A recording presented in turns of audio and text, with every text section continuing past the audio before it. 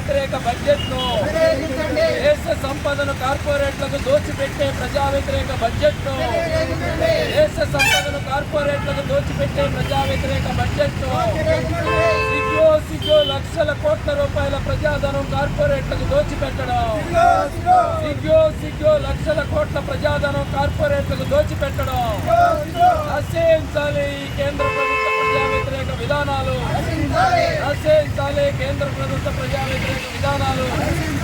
ఇవ్వాలి ఆంధ్రప్రదేశ్కు ప్రత్యేక హోదాను వెంటనే, ఇవ్వాలి ఆంధ్రప్రదేశ్కు ప్రత్యేక హోదాను వెంటనే, కేటాయించాలి పోలవరం ప్రాజెక్టుకు నిధులను వెంటనే, కేటాయించాలి పోలవరం ప్రాజెక్టు పూర్తయ్యేందుకు నిధులు వెంటనే. వర్ధిల్లాలి వామపక్షాల ఐక్యత, వర్ధిల్లాలి వామపక్షాల ఐక్యత.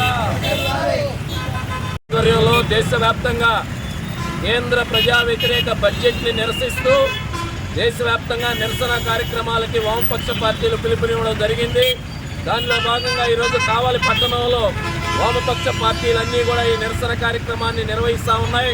ఈరోజు దేశ సంపదను, వనరులను, ప్రభుత్వ రంగాన్ని, యావత్తు సంపదనంతా కూడా అదానీ, అంబానీ లాంటి కార్పొరేట్లకు ఊడిగం చేసి దోచిపెట్టడమే ఈ యొక్క బీజేపీ ప్రభుత్వం లక్ష్యంగా పెట్టుకుని గడిచిన అనేక సంవత్సరాల నుండి అన్ని రకాలైనటువంటి వనరుల్ని దోచిపెడతా ఉన్నది.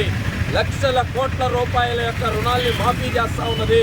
లక్షల కోట్లని ఈరోజు రాయితీల రూపంలో కార్పొరేట్లకి ఈరోజు దోచిపెడతా ఉన్నది. ఈరోజు అత్యధికంగా ఈ దేశంలో ఉపాధి కల్పిస్తున్నటువంటి వ్యవసాయ రంగానికి మాత్రం ఏ రకమైనటువంటి ప్రోత్సాహకరమైనటువంటి నిధులను ఈ బడ్జెట్లో కేటాయించలేదు. 2022లో రైతాంగానికి ఒప్పందం చేసుకున్నట్లుగా మద్దతు ధర కానీ, ఎరువుల సబ్సిడీ విషయంలో కానీ, ఆహార సబ్సిడీ విషయాల్లో కానీ ఎటువంటి స్పష్టత లేదు.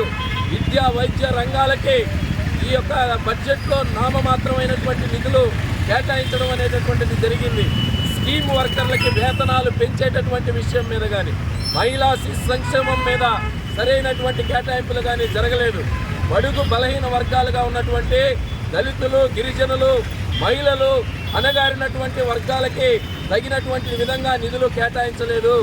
ఈ రకంగా సామాన్య ప్రజానీకం యొక్క సంక్షేమాన్ని, అదేవిధంగా మన రాష్ట్రానికి సంబంధించి ఆంధ్రప్రదేశ్కి ప్రత్యేక హోదాని ప్రకటించే విషయంలో కానీ, విభజన చట్ట హామీల ప్రకారం కేటాయించాల్సినటువంటి నిధులు ఈ రకంగా ఏమాత్రం కూడా ఈ బడ్జెట్లో కేటాయించలేదు.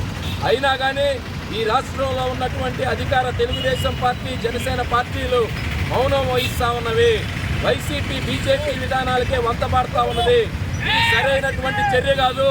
తక్షణమే ఈ యొక్క బడ్జెట్లో ఉన్నటువంటి ప్రతిపాదనల్ని మార్పు చేసి ప్రజలు కోరుకునేటటువంటి మౌలిక సదుపాయాల కల్పన కోసం కానీ, ఉపాధిని పెంచేదానికి కానీ, రైతాంగానికి, వ్యవసాయ కూలీలకి, గ్రామీణ ఉపాధి హామీలకి, పథకాలకి తగినటువంటి నిధులు కేటాయించాలని చెప్పి, ప్రజలకు ఉపయోగపడేటటువంటి రంగాల మీద నిధులు కేటాయించాలని చెప్పి వామపక్ష పార్టీలుగా, సిపిఎం పార్టీగా మేము డిమాండ్ చేస్తున్నాం.